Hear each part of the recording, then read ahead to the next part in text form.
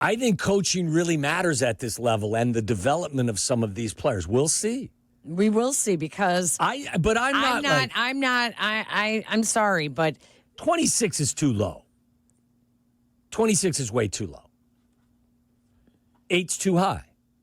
I mean, we just went through the draft picks. I would go. Listen, through the draft there's picks. 32. Are you overvaluing Kyler Gordon and No. Jaquan Brisker? If Jaquan Brisker is healthy, which is a huge if, his issue is not a talent issue for me. I think he's one of the better young safeties. This is a good conversation I think we had in the office in the pre-show fist fight about the actual talent level of the roster. Now that free agency is come and gone, teams will add, certain pieces between now and camp, but the majority of the player signing has taken place, the trades, and now the draft as well. I believe, Tyler, wasn't it The Athletic came out? Was this before the draft or was it after the draft? Yeah, this was before the draft. This was 6 days ago. Okay. Yep. And The Athletic had the Bears ranked where in terms of the strength of their roster of the 32 teams? They were ranked 26th. This was from a model run by Austin Mock. Okay. So they had the Eagles number 1, Ravens number 2, and the Lions were number 3. That all makes sense to me. Packers number 7, Vikings number 13. Yeah, I mean, you're going to have the 3 other NFC North competitors in the top 15 pretty much in every ranking. So that means The Athletic, okay, Bears made some nice moves on the offensive line, okay, but they weren't buying into it. This was prior to the draft, before yes. the draft. Sure. They weren't buying in. They weren't.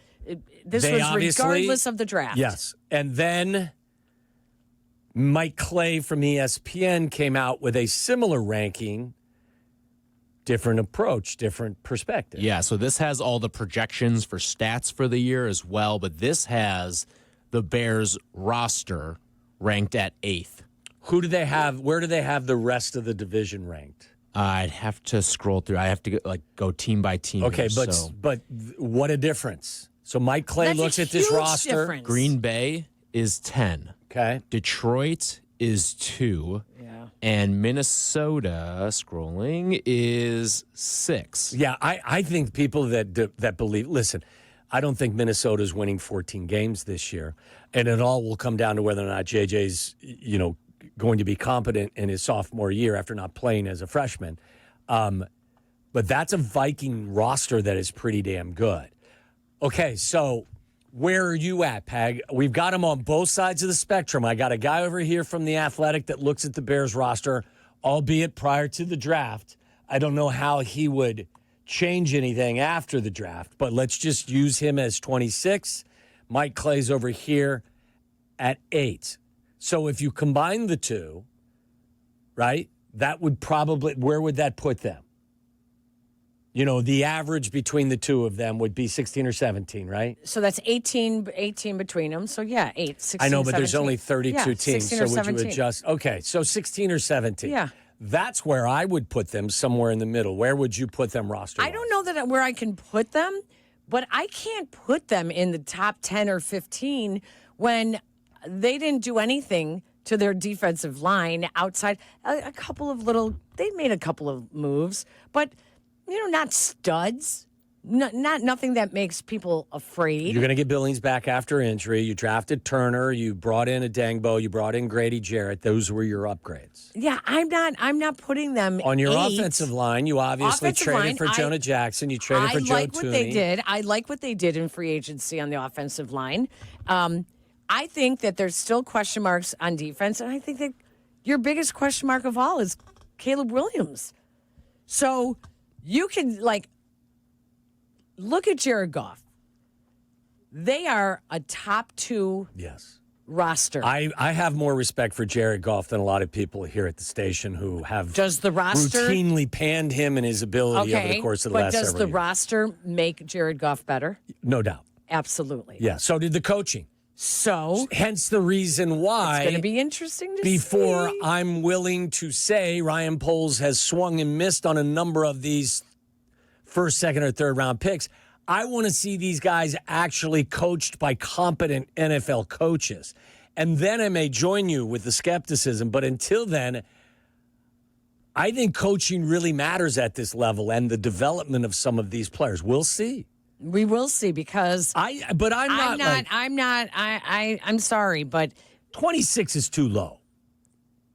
26 is way too low. 8's too high. I mean, we just went through the draft picks. I would go. We went Listen, through the draft there's picks. 32. I think, are you overvaluing some of the? Are you overvaluing Kyler Gordon and No. Jaquan Brisker? How can I? Well, I mean, you accuse me of that, but I'm just saying. I think Kyler Gordon's as good a slot corner who's going to play 75% of the snaps as there is in the league. If Jaquan Brisker is healthy, which is a huge if, his issue is not a talent issue for me. I think he's one of the better young safeties. His availability is the issue. Right, his health. I still think that your lines make everyone else better. No doubt. And so, therefore, I cannot give them a top 10 or 15. I just can't. I think There's a huge difference between being 8 versus 14. Yes, exactly. So I would say, all right, definitely not a top 10. Now, with that being said, when you look at what the rest of the division has, I'm still going to put them around 20. I'm still putting them around 20 until we see how this team comes around. I just can't buy into that. That is such a big difference between two talent evaluators to look at the same roster and to have that big of a disagreement. This is so typical of Chicago Bears and how they are viewed across the NFL. People either love them, like Caleb Williams. They either love them or they hate them. People either love what the Bears are doing or they don't give them any respect. It's one end or the other. They are not in the middle. Which is where I reside. I would put them at 15 or 16 in terms of their talent level, right in the middle. Right in the middle of the league. Mike Clay gives out each unit grades.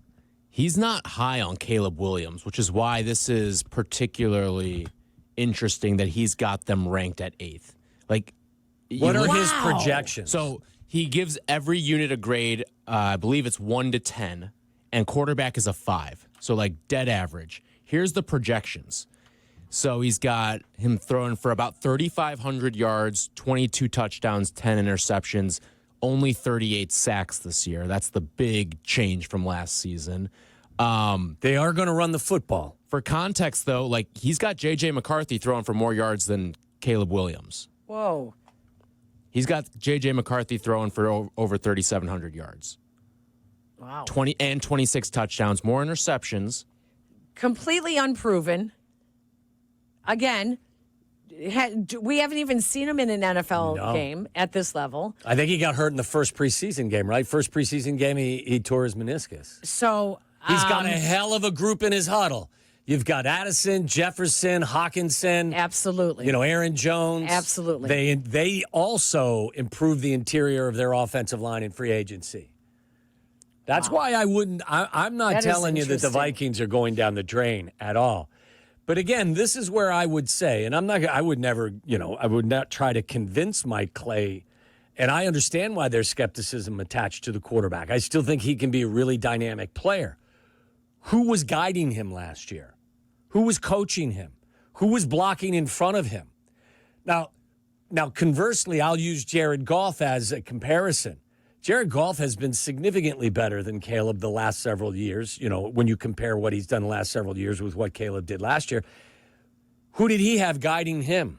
Who was blocking for him? Who was out on the flank? And Sam Laporta and Amon-Ra St. Brown and Jamison Williams. Right. And a lot of it has to do with the guys that are in the offensive huddle with you and the guy that is actually in charge of developing you. I may join everybody on the skepticism bandwagon if, in fact, we get through the 2025 season and Ben Johnson doesn't have the impact that I'm expecting him to have. And then I'm going to say, oh, no, I did it again. I overevaluated where they're at. But I'm not going to – look, I think they're middle of the pack right now until proven otherwise. Which unit do you think Mike Clay graded the highest for the Chicago Bears? In terms of the positional unit? Positional unit. Are your tight ends included with your receivers? Tight ends are included. I would say tight ends are its own not thing. included. They're their own thing. Yeah. Sorry. Yep. I would probably say their strongest group as their receivers. That was the second highest rated. Their O linemen scored a 9 out of 10 on the rating. Wow. That's optimistic. Maybe they have the talent to be a 9 out of 10, but we need to see how that group meshes together before we give them that high of a score, right? Exactly. But I would say that I'm with you there. But if that is the rationale, then I don't understand why Mike Clay thinks that the quarterback isn't going to make drastic improvement if, in fact, your offensive line is rated as highly as it is and your receiving room is your second 8 out of highest. 10. Yeah. Well, the fact that the fact that he looked at Caleb Williams and gave him a 5, quarterbacks 5 out of 10, tells you that Caleb exposed more in his first season than the unknown of a J.J. McCarthy, who didn't throw the ball that much at Michigan. I mean, that tells you a lot. J.J. benefited from actually not showing you the rookie warts. Exactly. Yeah. But Caleb exposed some of his deficiencies, and it made people look and go, boy, I don't know. I don't know. So how do you feel? I mean, I've told you how I feel. I still think he's going to be a fantastic player. I think that the NFL is changing so much that having the pocket quarterback and that traditional quarterback is not going to be as important. I think you're going to see what Ben Johnson does with this offense. It's going to be like a video game. Seriously. Yeah. You're going to see so many moving parts because that is the future of the NFL. That's why there are so many of these. You know, we talked about Antoine Randall before. Antoine Randall was one of those players way before a Lamar Jackson type that could do everything, right? So now we're really seeing that influx of players that are athletic and that are off platform. See, now you're buying into my theory that the change in the coaching staff and the competence of the guys in that office. I don't think we can judge them on the traditional ways that we're used to judging what it's supposed to look like.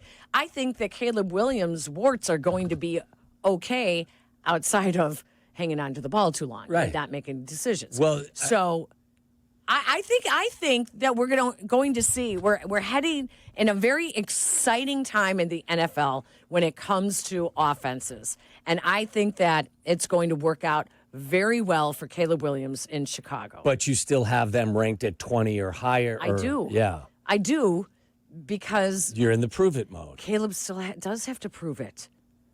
He has to show that he's coachable.